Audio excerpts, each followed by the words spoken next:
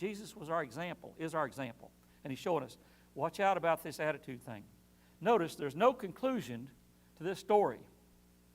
But we do know that the father didn't stop, your blank there, stop, the party because of the elder brother.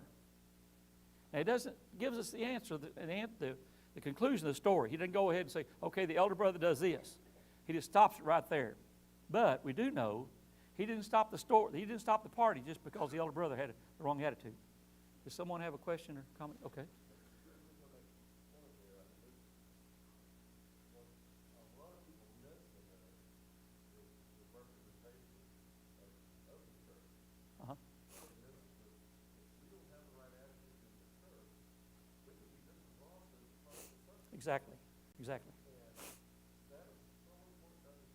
Exactly.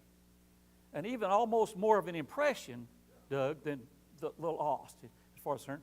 As far as for good, for the church, for the body, for each other. There's just a lot here as far as that's concerned. Thanks for pointing that out. That's an important thought there. Okay? And then, even though he doesn't stop the party, we must rejoice when souls are being saved, not gripe and criticize like the elder brother. Now, I highlighted and kind of want to go back over, want to emphasize, we must rejoice when souls are being saved. Our sole purpose as a church, as a body, as a people, is about saving souls. We're all about that. I mean, we do lots of things, but our sole purpose, our main purpose is about saving souls. What can we do? How important is it? What's being done? And so God is saying here, don't get off purpose. Don't miss the point of what we're saying as far as that's concerned. Because if we do, then we act wrong, we treat wrong, we get off the goal that God has for us. He says, think and focus on these things. Because we need to be concerned about souls being saved and not griping and criticizing like the older brother. Now, the tendency is one or the other. Either to be excited about souls being saved, or we fall in this category of griping and criticizing and putting down other people, just like the older brother does. So he said, this is basically the way it works. You've been around both types. Maybe you've been both types as far as that's concerned. It's just easy to fall in this category of going, no, I know how this is. I know how bad it is. I know what's wrong, and I'm not going to have anything to do with these people as far as the lost are concerned. Then number 4 here, we need to point out here, it was not the father's fault. Your next blank there's fault. The sons were lost. Now, I think this is a very important point. I think this is a point God is giving us in this story. Because sometimes we go, as people in our families, we're going, okay, who did wrong here? But God has given us His perspective of, He represents the Father. The Father in this story represents God. And He says, now here's what happened. He had 2 sons. One stays home and is lost. One goes in a far country and is lost. But it wasn't the father's fault. We're so quick to blame and find fault. Whose fault is this? What have I done wrong? What has somebody else done wrong? What's the situation as far as that's concerned? Many times we misapply the text from Proverbs 22:6, which says, train up a child in the way he should go, and he's old, he won't depart from it. That's probably the most misunderstood thing to me in the Old Testament. Train up a child in the way he should go, and when he's old, he won't depart from it. Well, this is not saying what we make it into say. What we want it to say is, if we teach a child the right way, no matter what, in the end, he or she will be saved. And that's not what he's saying right here. What he's saying is, train up a child in the way he should go. And then the point of Proverbs 22:6 is, in the way he should go. In the way he should go. In the Hebrew, it is the way that they're turned. They're turned a certain way. I don't know how many of y'all have more than one child, or if you got children or what, but most of the time, when people got more than one child will be turned one way, one child will be turned the other way. Kathy and I have talked about this numerous times, because one of our sons is turned one way, and the other son's turned another way. And that doesn't mean good and bad. It's going, no, wait a minute, this is their talents, this is their abilities, this is the way that they see things, they relate to things, they share, and this is the way they share things, relate to things. What he's saying here in Proverbs 22:6 is, if you find out what their bend is, that's the word in the Greek, in the Hebrew, is the bend. Which way are they bent? We got one son is bent towards scholastic things, preaching and teaching and things as far as writing and things of that nature. We got another son that's turned towards, what would you say he's turned toward, Kathy? He's turned towards computerized things and all the computer stuff as far as working out the things as far as programming. That kid was programming computers back before a lot of people in D.C. We were at D.C. And computer programmers up there, so we got people we're teaching don't know the stuff this guy's got. But he's been turned that way. Well, that doesn't mean a good way and a bad way. It's just one's turned one way and one's turned the other way. And so this Proverbs 22:6 is, train up a child the way he's turned. Now, you've probably seen people, and maybe this happened to you, where somebody said, no, we don't want you to go that way. You go toward the way your father's turned, or your mother's turned, or your brother's turned. Or maybe you had an older sister. Why can't you just, not putting down older sisters here today. At the same time, I have an older sister. Why can't you just make good grades like she did? Why can't you just behave like, Well, they're turned a certain way. And that's what he said in Proverbs 22:6. We can't blame the father because he represents God. Your next blank there's God. The father represents God here. And God is saying, I'm giving you a word picture of, this is the way I see things. This is the way I am towards my children and things of this nature. We can't blame God for the sins of his children. Now, we got to be careful here, because if we make this story into something God didn't intend it to be, we want to blame him for. They're that way because the father did wrong. No, this father didn't do anything wrong. We can't blame the fathers for the sins of the children. We do have responsibility as fathers. At the same time, children are turned a certain way. They're going to do the things they do. We've got to help them understand early on as far as God's concerned, and then pray for them and encourage them. As parents, this story shows us we must do the best we can do. But the fact remains, children grow up to be adults, and there's always, you blank, there's always, the possibility of apostasy and rebellion. Children grow up to be adults. Now, I don't know for sure where that happens with different children and that kind, but eventually the children are responsible for them, and we're not responsible for them. We feel responsible, and sometimes we even act like we're responsible, but at the same time, there's a point at which, when they're an adult, now I didn't put this in your notes, I don't even have it in my notes, but I tell people this all the time because there's a misconception in our society that really costs people dearly. And that is simply, and you might want to write this down, an adult equals, just put it in your notes, an adult equals. How do I know when they're an adult? An adult equals a person that can take care of themselves in every way. An adult can take care of themselves physically, financially, socially, spiritually. They can take care of themselves and one other person, you see. Now, in our society, we have children raising children a lot of times. And that's understandable. That happens. But most of that comes from parents and grandparents not knowing what an adult is, you see. So as we train our children to take care of themselves, once they can take care of themselves in every way, then they're an adult. There's not an age. There's not a physical thing about it, as far as that's concerned. An adult is a person that can take care of themselves. Lots of times, a person could be 35 years old, still not be an adult, you see, because they can't take care of themselves, you see. I deal with a lot of people on a weekly basis that have not been taught and helped to understand, this is what you do. I can take care of myself. But they can also take care of one other person, you see. So if they can't take care of themselves, if I can't take care of me and one other person, I'm not an adult, you see. Or if somebody else can't take care of them. So when we're thinking about adult, once they become an adult, they're responsible for themselves. They've got to be responsible as far as themselves are concerned. As parents, this story shows us we must be the best that we can be. But the fact is always, and your next blank there's always. The number 5 says, it is hard to see ourselves here as the elder brother. Now, we realize the elder brother's got some problems, and we don't want to really see ourselves as going, well, I can't be. Well, look at this and admit it. When we think about our growth, when we think about the church, when we think about being healthy Christians and growing as Christians, we got to go, wait a minute. Am I an elder brother? Am I acting towards other people, toward the lost, as this elder brother does toward his younger brother? Have you ever seen anyone come forward and confess to be an elder brother? I don't know if you have or not, but I never have.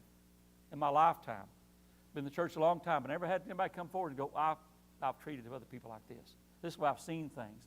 way I've treated other people. See, some way we have a tendency to justify being the elder brother and going, no, wait a minute.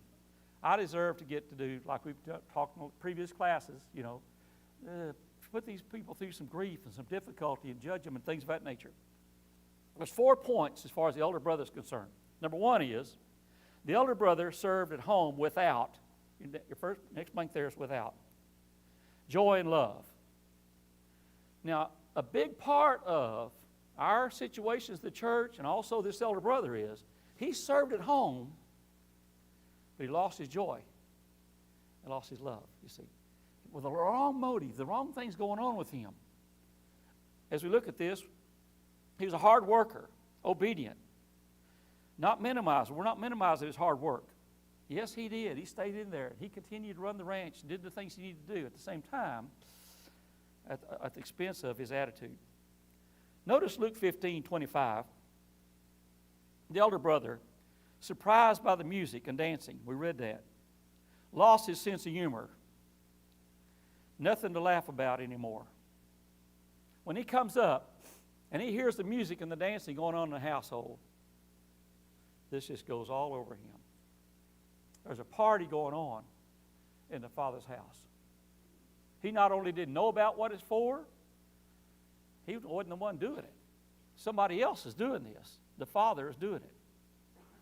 Now, I picture this young man as walking up there and just beginning to burn, turn red and upset and anger all over him. He completely loses his temperance, his attitude, his joy, his love, whatever he had as far as that was concerned. He was angry and wouldn't go in. Your next blank there's angry. Now, if you don't get anything else out of this study, if you don't get anything else out of the older brother, get this. Anger is not a sin. Jesus became angry. He cleansed the temple twice. Selfish anger is a sin, you see. Being angry because we want our way, or we're not getting our way. Or in my family, we say somebody licked the sweet off their candy. They didn't get what they wanted, now they're pitching a fit, And I don't know what your experience has been with this. I've been around it a lot in my life. Way too much. Not just anger, rage. I picture this boy, not just angry. This has turned to rage. I got to get control of this situation. Somebody's going to be held accountable for this. Have you noticed how people change physically, mentally, everything when anger is there? And I hope you haven't experienced this. Most of us have, from one degree to another, I grew up with that, watching anger. And then it seeped into my character. It seeped into me and became a part of me in my teenage years. And there was just so much bitterness and so much anger because things were so unjust and so unfair. And I thought I had perfect reason for it. But after all, look how I've been treated. Look what's going on. Look what other people are doing. You see, most angry people don't feel responsible for their anger at all. It's somebody else made them that way. If you don't get anything else out of this study, get this. Nobody makes you angry. Anger is always a choice. You choose.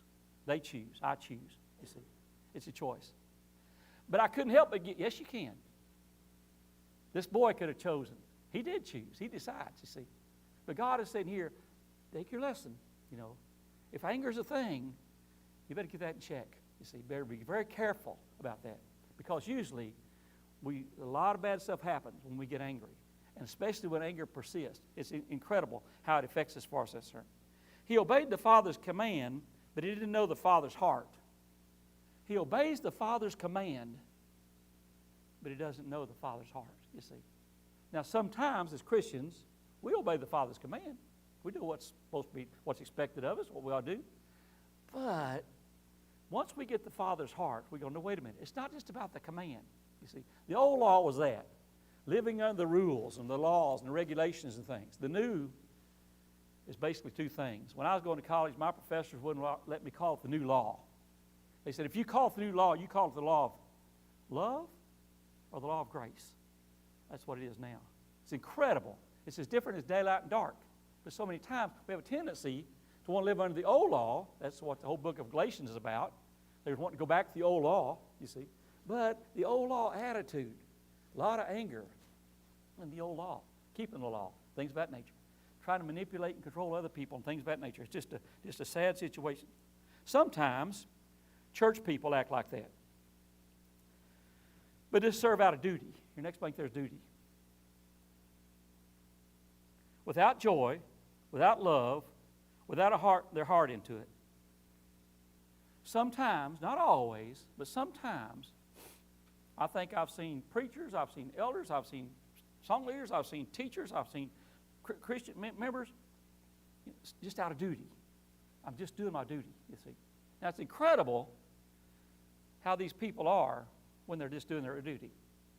One thing is, they're not happy. They're angry. They're upset. Sometimes they're upset because everybody else doesn't realize they're doing their duty. Look at me, I'm doing my duty, kind of thing, you see. Praise me, I'm doing my duty. Reward me, I'm doing my duty. See, do people with duty on mine, they want this kind of, I'm not getting my reward. They're not happy people, see. And they lose their joy, you see. Some of them never had to begin with. But when you lose your joy, you're not effective anymore. Have you noticed that? Whether it's in your family, whether it's in the church, whether it's in the neighborhood, you see. Once we lose our joy, I've told you the story about, I've trained a lot of horses in my life, and I've been around some really poor or bad horse trainers and cruel horse trainers, and I've been around the best, what I consider the best. And they're just as different daylight and dark. Bad horse trainers try to break the horse. They call it breaking the horse. But they don't just want to break the horse. They want to break the spirit of the horse. And if you're a really good horse trainer, you can break the horse without breaking the spirit, you see. But they're cruel, they're harsh, they're hard. And I hate to confess this before you people because you're wonderful, and I don't want you to know how bad I am or have been, but I've done that. I think I've ruined some horses in my life. Just being as harsh and hard on them. But I've got to do what I want to do. But they weren't broke, you see. But it's been years since I've done that. There's an easy, very easy way to break horses and train horses. I've trained quarter horses. I've trained thoroughbreds. I've trained mules. I've trained a lot. And it's incredibly easy to do it. It's easy on the horse. It's easy on the rider. I can teach you someday if you want to. But one of the things one of the horse trainers told me one day is, Rod, when you go in a round pen with a horse, you start whistling. Just whistle a little song. And don't ever stop until you get the horse back out of the round pen. Because when you stop whistling, you stop training. That horse does something you don't like for it to do, and you get angry, you're not training anymore. You're mad. You're upset. You're going to make it, you see. That's where the difference in the two kinds of horse trainers. I always, when I go horse and truck, all the entire time I got them in a round pen. I'm just whistling. I'm just enjoying myself. I'm having, no matter what the horse is doing, you see. But it's amazing what a difference it makes. But that's not just a horse trainer trick. God is saying that. When you lose your joy, when you lose your love, you're not effective anymore, you see. You're not doing the job anymore. Not God's job. You may be getting by with some things, doing some, but still, you see, we got to go back. Wait a minute. The Father in this story never loses his love, never loses his joy. That's the reason the party doesn't stop. No, wait a minute. We're going to continue on, you see. It's incredible. Now, this first point is a game changer. John 4, verse 24 says, worship him in spirit and in truth. We're to worship God in spirit and in truth. That simply means we need to worship him the way he said to be worshiped and also in truth, okay? I'm sorry. To serve out of duty. Yeah, to serve out of duty, yeah. And then the next one in that, number one, is spirit and truth, okay? Now, I put this on here, John 4:24, because so many times in worship, if we don't concentrate, if we don't think about it, if we don't intentionally think about, I'm worshiping him today in spirit and in truth, we won't do it, you see. It's not just a mechanical thing of being here and going through an action, you see. He says, I want your heart. I want you to be thinking about what you're doing. You see, I want it to be out of your love and out of your joy and out of your thoughts, you see, because you're so excited about getting the opportunity to. The word worship means worship. Worship. That's showing God what He's worth to us. And God says, I don't want a mechanical thing. I want it to be from your heart. Okay? I heard a man that I really respect interpret John 4:24 maybe 15 years ago, and it made a lot of sense to me. He said, and must worship Him in spirit, which is the truth. Uh-huh. He said, that's a better translation than what we read like the King James. Uh-huh. And I got to thinking about it, and that makes a lot of sense. If you're worshiping in the spirit, that is the truth. That's right. And it made more sense to me and clear that It does. put some more clarity. That's good. To this Yeah. particular verse. Sure is. And Yeah. I like that. Yeah. And I said that one time. I was worshiping in Siloam Springs, Arkansas, and I made that comment one time 10, 12 years ago. And one old man spoke up, well, I never heard such a thing. I said, well, that's the reason I said it. The flip side of that is, if we're not worshiping in spirit, we're not worshiping in truth. You see, it's got to go, it's hand in hand. And so many times we think, no, as long as I'm just saying the words, just as long as I'm there, present, or whatever, or just doing what we always do. No, wait a minute. You get your heart in this. I challenge you today, as best you possibly can, as we worship together, try everything you can to put your heart into it. In the prayers, in the lesson, in the Lord's Supper, in the singing, think about what you're thinking about. And I know that's difficult because we live in a rushed world, a lot of things going on. But he said, no, wait a minute. Get your heart into it. And that's really what's effective. Well, as we think about this young man and the difference in him and the father, his heart wasn't into it. But the father's going, okay, if you don't rejoice when sinners come, you don't care how many, it doesn't matter. I don't care how many times you read your Bible through, how many services you attend, how much money you give, how many prayers you pray. You don't, your next blank there is don't know God. You don't know God. If we're not rejoicing about, and sometimes the sinner hasn't even repented yet. But we're seeing them go toward, like the prodigal son's going toward home, and he's on the way. When they're on the way, it's exciting to me to see how many people, as I study the people and work with people, they're on the way. They're paying attention. They're putting their heart into it. They're leaning into it. They're not there yet in some cases. Boy, it's exciting to go. They keep on, and you see the Spirit of God. You see His Word change that heart, you see. That's exciting stuff. If you haven't experienced that, you don't know what you're missing. And then get to see them obey the gospel. Get to see them become a Christian and obey. The elder brother served at home without joy and love. And then number two, this elder brother let his petty jealousy and selfish spite, split his family. He let his petty jealousy and selfishness split his family. Now it's incredible how this works, because here he is, he's coming up there, the father and the brother united, they got having the party, feeding the fatted calf, the servants are there, everyone, and here he comes up, he says, no, I'm not having it. I'm not having it. If you've never been in a family where it splits up, people go one way or another. You've never been in a congregation, they split up. You don't realize how sad it is. It's heart-rending when you got to choose sides. And here is what happens when this happens. When we lose our joy, when we're not rejoicing and looking forward to sinners obeying and becoming Christians and getting in, then it's no, we're just not that. I've been in those places and dealt with those people, and it's a sad, sad situation. It's like cancer. Jealousy is. He's not only hurting himself, he's hurting himself. He's also hurting the Father. This is the kind of thing that splits churches. Your next blank there's churches. God wants us to be sons, not slaves. Now, people who miss the point say, no, we're just all doing our duty, we're just all slaves here. No, wait a minute, no. He wants us to be sons. He wants us to be part of the family, feel like part of the family, including other people part of the family, and jealousy turns people away and keeps people being there as far as concerned. But notice the biggest harm that's being done here is not only to the Father, but also to the Son. This young man is destroying himself. You ever been jealous? You ever seen somebody else get what you wanted, or get to do what you should have done, or think about them? You know, think about that feeling of jealousy. I hate that person because they're getting to do what I should do, get to do, and those kind of things. So sad, such a pitiful thing. But there again, it's a choice. It's a choice.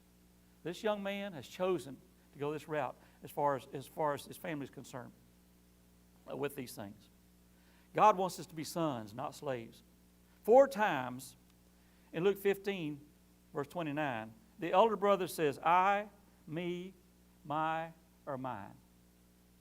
Now this is the syndrome. This is the thinking with elder brothers. It's all about I, me, mine. What am I doing? You see? Have you noticed how the church and the church family and being Christians is all about forgetting you, others? If it's about me, I got this all wrong.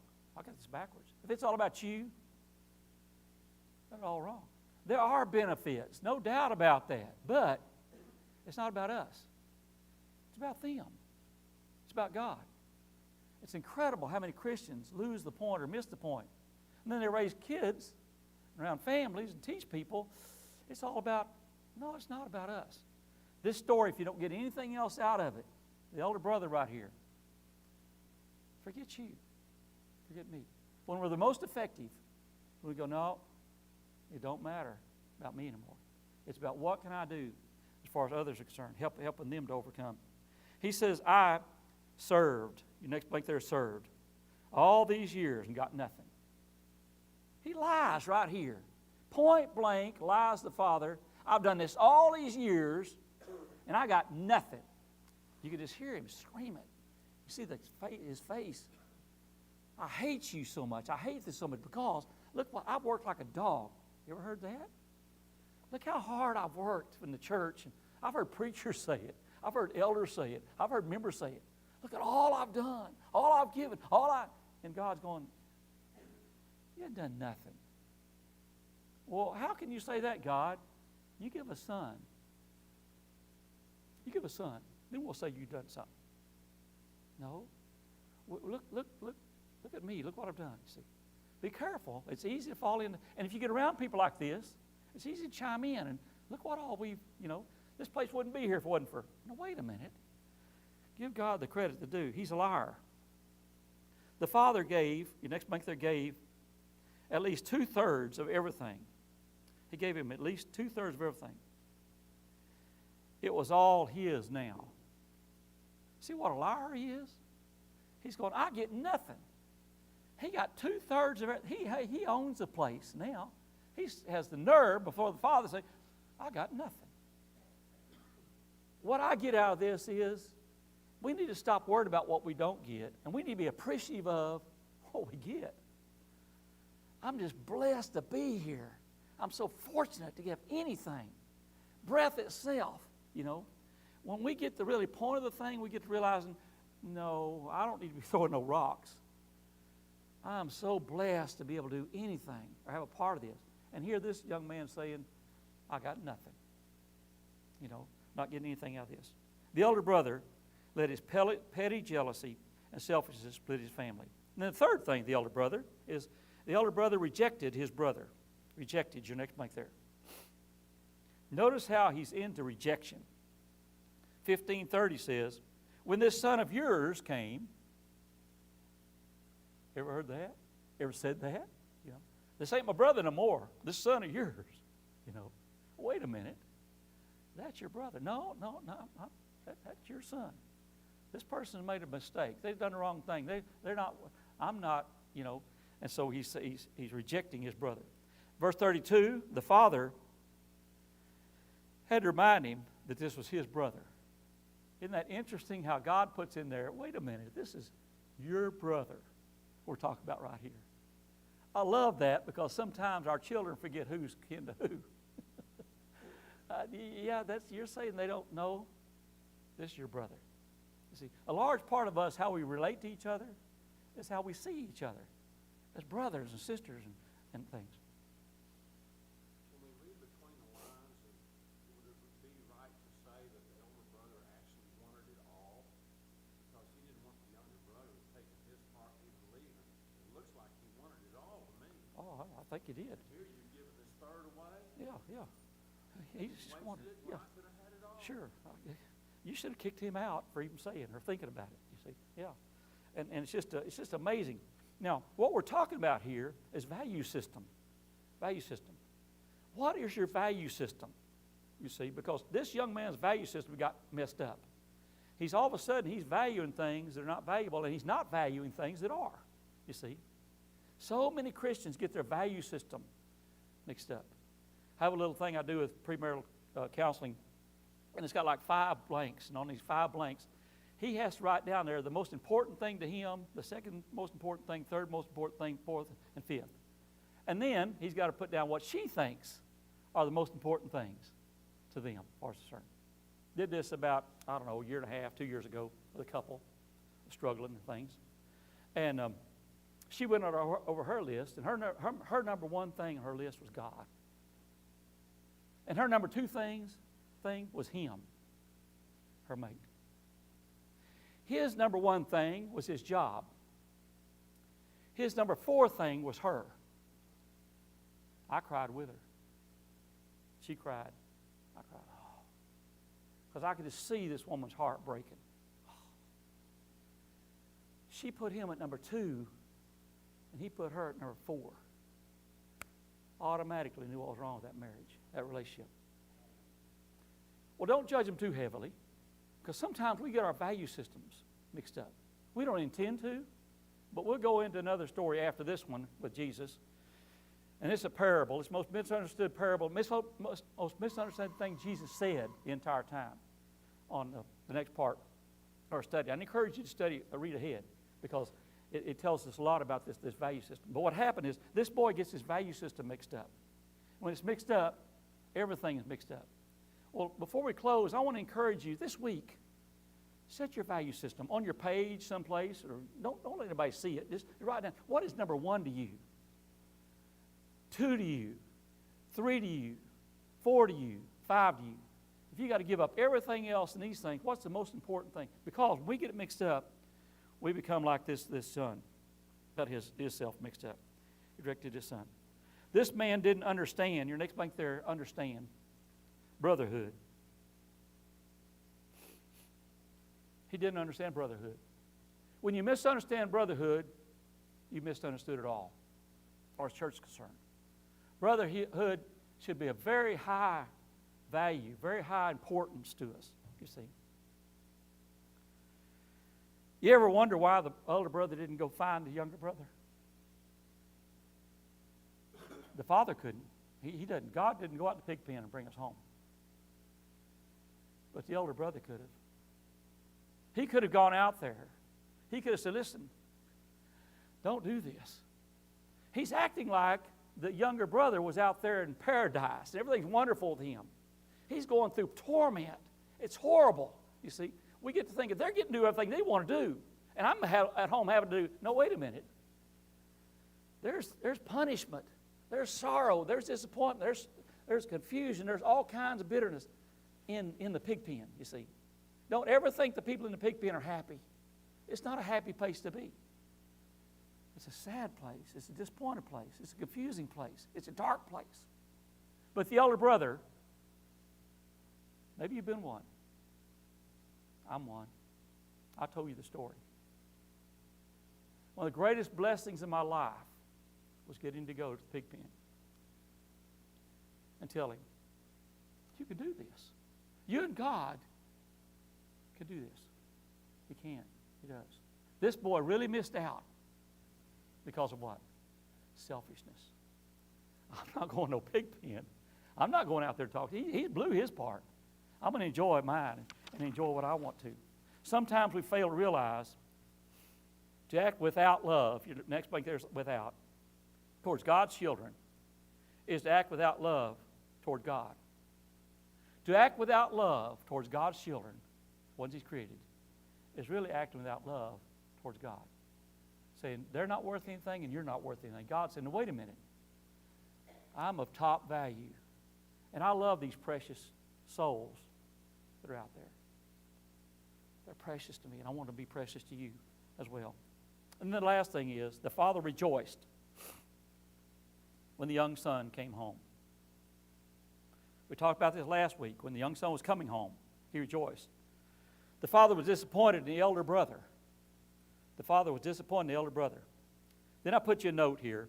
Keep your expectations on 0 and acceptance. Your next blank there's acceptance on 100%.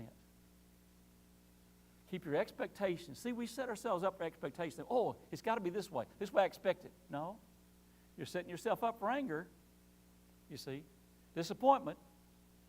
Get your expectations on 0 and your acceptance on 100%. God's acceptance is 100%. I accept them as they come home.